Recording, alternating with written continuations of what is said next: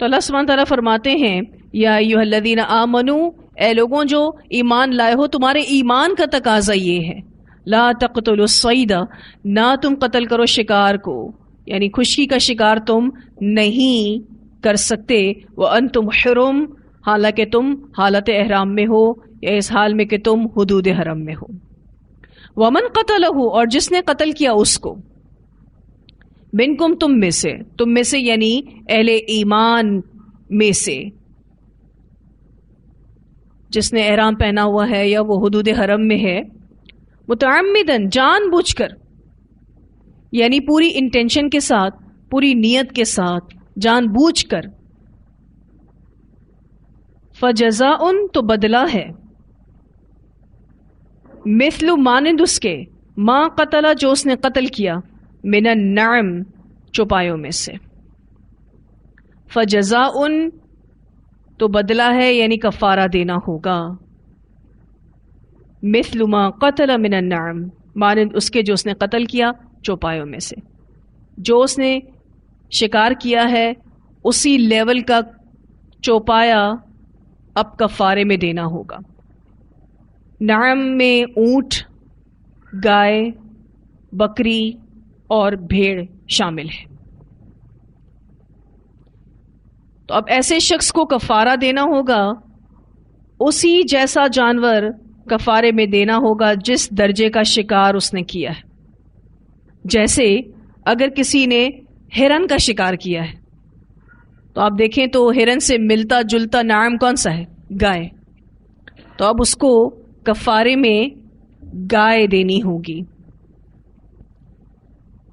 فیصلہ کون کرے گا کہ کیسا کفارہ دینا ہے؟ یحکمو، فیصلہ کریں گے بہی، ساتھ اس کے یعنی اس کفارے کا فیصلہ، ذوا عدل، دو عدل والے اس کفارے کا فیصلہ کریں گے۔ ذوا عدل سے مراد دیندار لوگ ہیں، جو فرائض ادا کرنے والے ہوں، جو کبیرہ گناہوں سے بچنے والے ہوں، جو صغیرہ گناہوں سے بھی بچنے والے ہوں، جو بندوں کے حقوق بھی دینے والے ہوں۔ منکم، تم میں سے یعنی مسلمانوں میں سے، مومن میں سے، یحکمو، فیصلہ کریں گے، بہی، ساتھ اس کے، بھی کی ضمیر کفارے کی طرف جا رہی ہے، یعنی اس کفارے کا فیصلہ کون کریں گے؟ ذوا عدل منکم، دو عدل والے تم میں سے۔ اور عدل والے کون ہیں؟ جو دیندار ہوں، فرائض ادا کرنے والے ہوں، کبیرہ اور صغیرہ گناہوں سے خود کو بچانے والے ہوں، بندوں کے حقوق بھی دینے والے ہوں۔ عادل شخص، نیک شخص، ہدین، قربانی ہے، بالغ الکعبہ، پہنچنے والی کعبہ کو، یعنی وہ جانور کہاں پہنچایا جائے گا؟ کعبہ بھیجا جائے گا اور وہاں لوگوں کو کھلایا جائے گا، وہاں کے جو مساکین ہیں ان کو کھلایا جائے گا۔ اب یہ ہدی باہر سے بھی بھیجی جا سکتی ہے یا پھر حرم کے اندر سے بھی خریدی جا سکتی ہے، لیکن یہ شرط ہے ہدیم بالغ الکعبہ، قربانی ہوگی پہنچنے والی کعبہ کو، یعنی وہ جانور کعبہ بھیجا جائے گا اور وہاں مساکین کو کھلایا جائے گا۔ باہر سے بھی بھیجی جا سکتی ہے اور حرم کے اندر سے بھی خریدی جا سکتی ہے۔ اب آپ دیکھیے کہ چونکہ احرام پہنے ہوئے شخص سے شکار کرنے کی غلطی ہوئی ہے تو اب اسے کفارہ دینا ہوگا، اور کفارہ پہلا جو بتایا گیا کہ اس کو انعام میں سے، اور ویسا ہی انعام جیسا اس نے شکار کیا ہے، اگر اس نے اونٹ کے لیول کا کوئی شکار کیا ہے تو اسے اونٹ دینا ہوگا، اور اگر اس نے گائے کے لیول کا کوئی شکار کیا ہے تو اس کو گائے دینی ہوگی، بکری کے لیول کا اگر کوئی شکار کیا ہے یا بھیڑ کے لیول کا کوئی شکار کیا ہے تو اسے بکری یا بھیڑ دینی ہوگی۔ اور فیصلہ کون کرے گا؟ دو عدل والے کریں گے۔ کن میں سے کریں گے؟ مسلمانوں میں سے کریں گے۔ اس قربانی کو کہاں پہنچایا جائے گا؟ کعبہ پہنچایا جائے گا. اور وہاں کن کو کھلایا جائے گا؟ مساکین کو کھلایا جائے گا.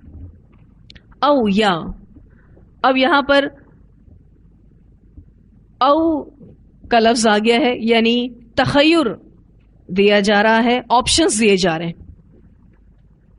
کفارتن کفارہ ہے، طعام کھانا، مساکین مسکینوں کا، یا پھر مسکینوں کو کھانا کھلا دیں. شکار کی قیمت کے برابر مسکینوں کو گلہ یا کھانا دیا جائے، یعنی اس جانور کی قربانی سے جتنے لوگوں کو کھانا کھلایا جا سکتا ہے اتنے لوگوں کو کھانا کھلایا جائے. اب دیکھیں کفارے کا لفظ آ گیا، اس سے پہلے کیا لفظ آیا تھا؟ فجزاؤن. تو فجزاؤن سے مراد بھی کفارہ تھا. اب تو یہ الفاظ بالکل کھل کر سامنے آ گیا. اللہ تعالیٰ کہتے ہیں کفارتن. اچھا، ویسے کفارے کو کفارہ کیوں کہا جاتا ہے؟ اس کا روٹ ورڈ اگر آپ دیکھیں تو کفارہ ہے، اس کا معنی ہوتا ہے چھپانا. ایکچولی جب انسان کوئی غلطی کرتا ہے، کوئی گناہ کرتا ہے، تو اس کا ایک گلٹ ہوتا ہے جس میں وہ مبتلا ہوتا ہے. اچھا، وہ گلٹ اسے بے چین کیے رکھتا ہے. جیسے ہی وہ کفارہ دے گا تو اس کو اللہ تعالیٰ مطمئن کر دے گا. یعنی کفارہ دینے سے انسان مطمئن ہو جاتا ہے، اس گناہ کی معافی مل جاتی ہے. تو اس کے پاس دوسرا آپشن کیا ہے؟ یا کفارہ ہے کھانا مسکینوں کا، شکار کی قیمت کے برابر مسکینوں کو گلہ یا پھر کھانا دے دے. اس جانور کی قربانی سے جتنے لوگوں کو کھانا کھلایا جا سکتا ہے اتنے لوگوں کو اس کو کھانا کھلانا ہوگا. اب آپ دیکھیں تو اونٹ میں زیادہ لوگ کھا سکتے ہیں، گائے میں اس سے کم لوگ کھا سکتے ہیں، بکری میں اس سے کم لوگ کھا سکتے ہیں. ٹھیک ہے، اب اندازہ لگانا ہوگا کہ ایک بکری میں کتنے لوگ کھا سکتے ہیں، اتنے مسکینوں کو کھانا کھلانا ہوگا، یا پھر اس برابر گلہ دے دیا جائے. او عدل ذالک، یا برابر بدلہ اس کا، یعنی کھانے کے برابر. ذالکہ کے نیچے اگر آپ یہ لکھ لیں کھانے کے برابر، اشارہ کھانے کی طرف جا رہا ہے. سیامن، روزے رکھنا ہے، یا پھر اس کھانے سے جتنی افطاریاں ہو سکتی ہیں اتنے روزے رکھنے ہیں. اگر وہ ہدی کو کعبہ نہیں بھیج سکتا تو دوسرا آپشن کیا ہے؟ اس ہدی برابر جتنے مسکینوں کو کھانا کھلایا جا سکتا ہے مسکینوں کو کھانا کھلا دے. اب یہ بھی نہیں کر سکتا تو اندازہ لگا لے کہ اس قربانی سے میں کتنی افطاری کر سکتا ہوں، اتنے روزے رکھنے ہیں. روزوں کی کوئی کاؤنٹنگ نہیں بتائی گئی، اتنا کہا گیا او عدل ذالک صیامن، یا برابر اس کا روزے رکھنا. کس برابر؟ اس کھانے برابر اس کو روزے رکھنا ہے. یعنی اس کھانے سے جتنے دن روزے رکھے جا سکتے ہیں اتنے روزے رکھے. اب آپ دیکھیں کہ اس کے پاس 3 آپشنز ہیں، یا تو وہ ہدی کو کعبہ بھیجے، یا پھر او کفارتن، یا کفارہ ہے طعام کھانا، مساکین مسکینوں کا، یا پھر او عدل ذالک، یا برابر اس کا صیامن روزے رکھنا. لیذوق، تاکہ وہ چکھے. کون چکھے؟ وہ محرم، وہ احرام پہننے والا شخص جس نے احرام کی حالت میں شکار کر لیا، تاکہ وہ شخص چکھے وبال امری، وبال اپنے کام کا. وبال کہتے ہیں سزا کو، فائن، پینلٹی، تاکہ وہ اپنے اس کام کا وبال چکھے، آئندہ اپنی غلطی کو ریپیٹ نہ کرے. عفا اللہ، معاف کر دیا اللہ نے، عما، اس سے جو سلف گزر چکا. حرمت سے پہلے اگر کسی سے کچھ ہو گیا تھا وہ معاف ہے. ایکچولی قرآن پڑھتے ہی صحابہ کرام کو اپنی پرانی غلطیاں یاد آتی تھیں کہ ماضی میں بھی ہم یہ غلطی کر چکے ہیں، اس کا کیا؟ تو اللہ تعالیٰ کہتے ہیں عفا اللہ عما سلف، ماضی میں جو ہو چکا اس کو میں نے معاف کیا. ومن عاد، اور جو کوئی اعادہ کرے گا، یعنی بات سمجھ آ جانے کے بعد بھی اگر کوئی اعادہ کرے گا فَيَنْتَقِمُ اللَّهُ تو انتقام لے گا اللہ منہ اس سے، پھر اللہ اس سے انتقام لے گا. جس کو بات سمجھ آ گئی ہے، جس کو حکم سمجھ آ گیا ہے لیکن اس کے بعد بھی وہ نافرمانی کرتا ہے تو پھر اللہ اس سے انتقام لے گا. واللہ اور اللہ تعالی عزیز زبردست ہے، ذو انتقام انتقام لینے والا ہے. اللہ تعالی زبردست ہے یعنی پکڑنے پر قادر ہے اور انتقام لینے والا ہے. اب اس آیت میں اللہ سبحانہ تعالیٰ نے یہ بات واضح کی کہ اگر کسی احرام پہنے شخص سے یہ غلطی ہو جاتی ہے کہ وہ شکار کر لیتا ہے، اس صورتحال میں اسے کفارہ دینا ہوگا. اچھا، جو احرام پہنا شخص ہے وہ اپنے ساتھ مرغی بکری لے جا سکتا ہے اور راستے میں اس کو ذبح کر کے پکا کے کھا سکتا ہے. منع کس چیز سے کیا گیا ہے؟ شکار کرنے سے منع کیا گیا. اور یہاں پر جو پہلا کفارہ بتایا گیا ہے وہ یہ بتایا گیا ہے کہ جیسا شکار مارے اسی کے مطابق اب نذرانہ دے. اچھا، مفسرین کہتے ہیں خواہ وہ شکار بھول کر ہی کیوں نہ کیا، اب اسے یہ پینلٹی دینی ہوگی. اس بارے میں ایک روایت آتی ہے، رسول اللہ صلی اللہ علیہ وسلم نے فرمایا جو شخص احرام کی حالت میں شکار مار ڈالے اس کے ذمے ایک مینڈھے کی قربانی ہے. اسے ابو داؤد نے روایت کیا ہے. کم از کم ایک مینڈھے کی قربانی تو آئے گی ہی، اور اگر اس نے اس سے بڑا جانور شکار کیا ہے تو اسی لیول کا پھر انعام میں سے اس کو کفارہ دینا ہوگا.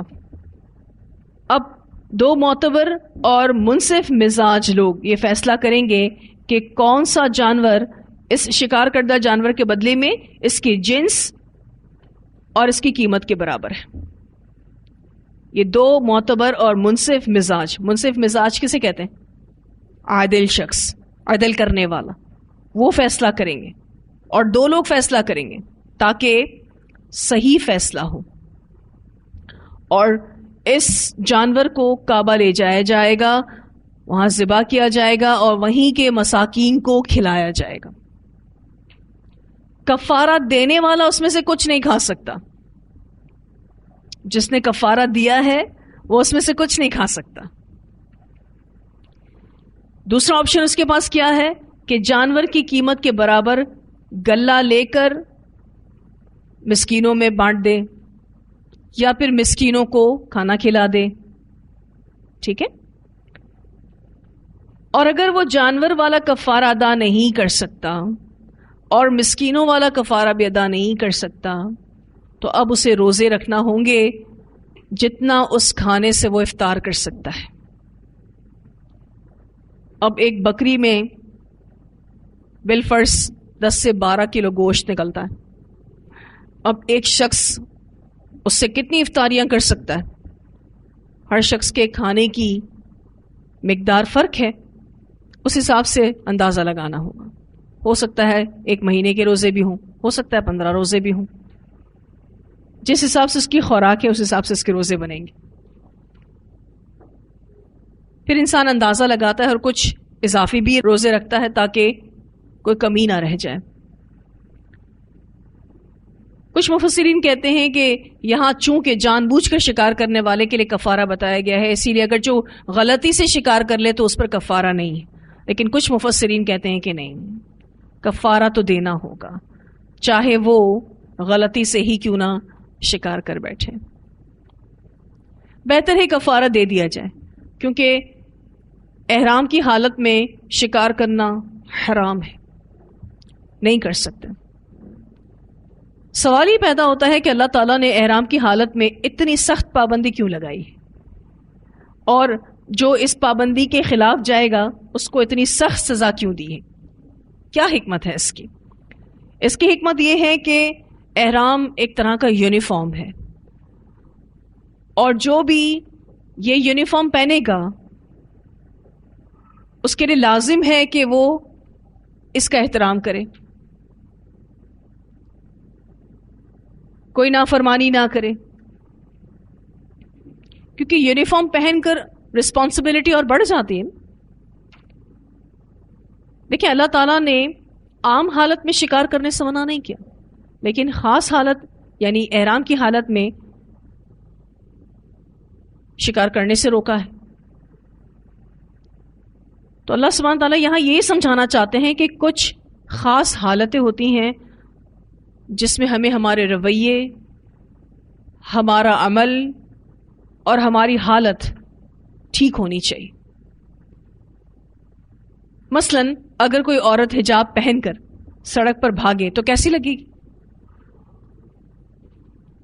اگر کوئی عورت حجاب پہن کر مردوں سے بے تکلفی کے ساتھ بات کرے تو کیسی لگے گی؟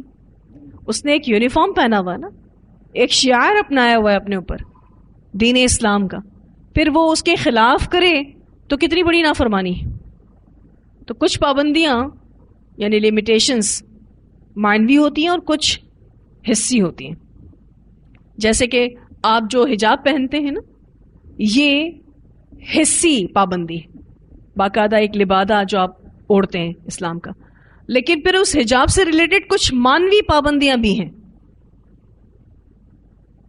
آپ سڑک پر بھاگ نہیں سکتی، آپ کسی سے بدتمیزی نہیں کر سکتی، ویسے بھی یہ سارے کام منع ہیں، لیکن اللہ کی طرف سے ایک شعار اپنانے کے بعد یہ زیادہ بڑی نافرمانی ہو جاتی ہے۔ ٹھیک ہے؟ اور یہ جو احرام کی حالت میں اللہ تعالیٰ نے شکار سے روکا نا، یہ جسٹ سیلف کنٹرول سکھایا اللہ تعالیٰ نے، اپنے نفس کو کیسے کنٹرول کرنا ہے یہ سکھایا ہے۔ اور صحابہ کرام کے بارے میں اگر آپ جانتے ہوں کہ یہ شکار صرف ضرورت کے تحت نہیں کرتے تھے، یہ شکار شوق کی وجہ سے کرتے تھے، ان کو شوق تھا شکار کرنے کا۔ تو اب جس کو شوق ہو اور اس کے سامنے شکار موجود ہو لیکن اللہ تعالیٰ نے اس کو ریسٹرکٹ کر دیا، تو آپ سوچیں کتنا زیادہ سیلف کنٹرول سکھایا گیا کہ ہمیں کتنی بڑی بھی اپرچونٹی مل جائے نافرمانی کرنے کی ہم نہیں کریں گے، کتنا اچھا موقع ہی کیوں نہ مل جائے ہمیں نافرمانی کرنے کا ہم نہیں کریں گے۔ تو وہ سیلف کنٹرول اللہ تعالیٰ ہمارے اندر ڈالنا چاہتے ہیں۔ مومن کی زندگی یاد رکھیے گا بااصول ہوتی ہے، کچھ حدود پر رکنے والی زندگی ہوتی ہے، اور اسلام کی کچھ ویلیوز ہیں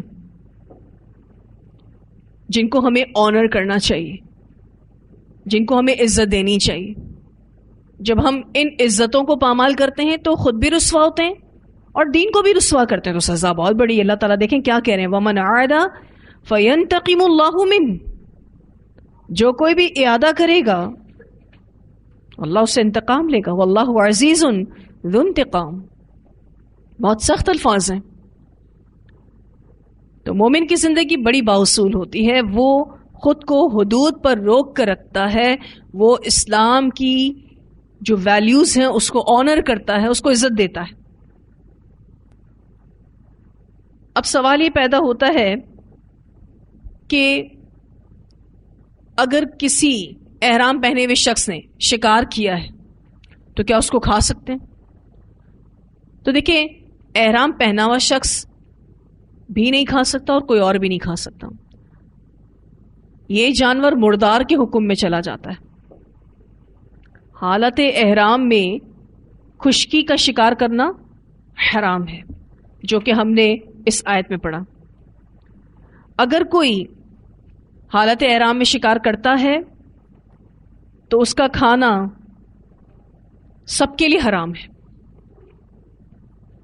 کیونکہ یہ مردار کی طرح ہے، نہ اس شکار کو محرم کھا سکتا ہے اور نہ غیر محرم کھا سکتا ہے، سارے لوگوں کے لیے اس کا کھانا حرام ہے۔ کس حکم میں چلا جائے گا؟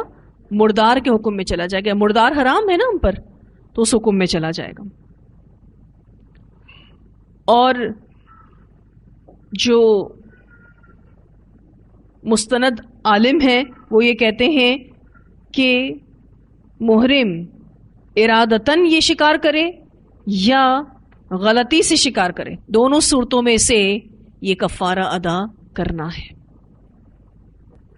اگر شکار کسی غیر محرم نے کیا ہے، جیسے کہ ہم نے آپ کے سامنے حدیث بھی رکھی تھی کہ ابو قتادہ رضی اللہ تعالیٰ عنہ نے شکار کیا تھا، جو کہ احرام نہیں پہنے ہوئے تھے، تو اگر شکار کسی غیر محرم نے کیا ہے تو وہ محرم کو یعنی احرام پہنے ہوئے شخص کو بطور ہدیہ اس گوشت میں سے دے سکتا ہے اور وہ اس کو کھا بھی سکتا ہے.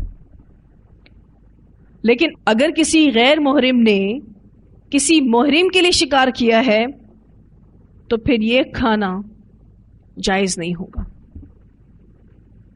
ٹھیک ہے. مثلا ایک ایسا شخص جس نے احرام نہیں پہنا، وہ شکار کس کے لیے کر رہا ہے؟ جس نے احرام پہنا ہے، تو بھی اس کو کھانا جائز نہیں ہوگا، کیونکہ اس احرام نہ پہنے ہوئے شخص کی نیت یہ تھی کہ میں شکار اس احرام پہنے ہوئے شخص کے لیے کر رہا ہوں، تو اس کا کھانا بھی ناجائز ہو جاتا ہے. مشکل آیات ہے، لیکن آپ دیکھیے کہ اللہ سبحانہ تعالیٰ نے ہمیں ان آیتوں میں جو سبق سکھایا نا وہ بڑا اہم ہے. وہ کیا ہے سبق؟ کہ نافرمانی کسی صورت نہیں کرنی. اگر نافرمانی کرنے کا موقع ہو تو بھی اللہ سے ڈرتے ہوئے اس نافرمانی سے خود کو بچانا ہے. سیلف کنٹرول رکھنا ہے، ضبط نفس، کہ جس چیز سے اللہ نے منع کر دیا ہے سو منع کر دیا، ہم وہ نہیں کریں گے. ایسا مضبوط ایمان اپنا بنانا ہے انشاءاللہ تعالی. ہم جہاں بھی ہوں اللہ سے ڈرنے والے ہوں تو اپنے عمل میں بہت بہتری محسوس کریں گے انشاءاللہ تعالی. اتنی آیات کی تلاوت سنتے ہیں. یا ایھا الذین آمنوا لیبلونکم اللہ بشیء من الصید لَيَبْلُوَنَّكُمُ اللَّهُ بِشَيْءٍ مِّنَ الصَّيْدِ تَنَالُهُ أَيْدِيكُمْ وَرِمَاحُكُمْ لِيَعْلَمَ اللَّهُ مَن يَخَافُهُ بِالْغَيْبِ فَمَنِ اعْتَدَى بَعْدَ ذَلِكَ فَلَهُ عَذَابٌ أَلِيمٌ. يَا أَيُّهَا الَّذِينَ آمَنُوا لَا تَقْتُلُوا الصَّيْدَ وَأَنْتُمْ حُرُمٌ وَمَنْ قَتَلَهُ مِنْكُمْ متعمدا فجزاء مثل ما قتل من النعم يحكم به ذوى عدل منكم هديا بالغ الكعبة أو كفارة طعام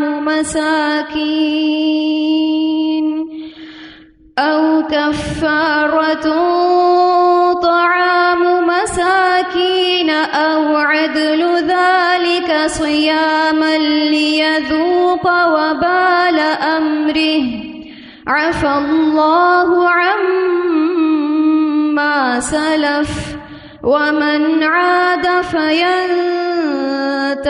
الله منه واللہ عزیز ذو انتقام. آج تفسیر کو بس ہم یہیں تک رکھیں گے، اگلی کلاس میں اس کو انشاءاللہ مکمل کریں گے. ٹھیک ہے جی. وآخر دعوانا الحمد للہ رب العالمین. سبحانک اللہم وبحمدک نشہد ان لا الہ الا انت نستغفرک ونتوب الیک.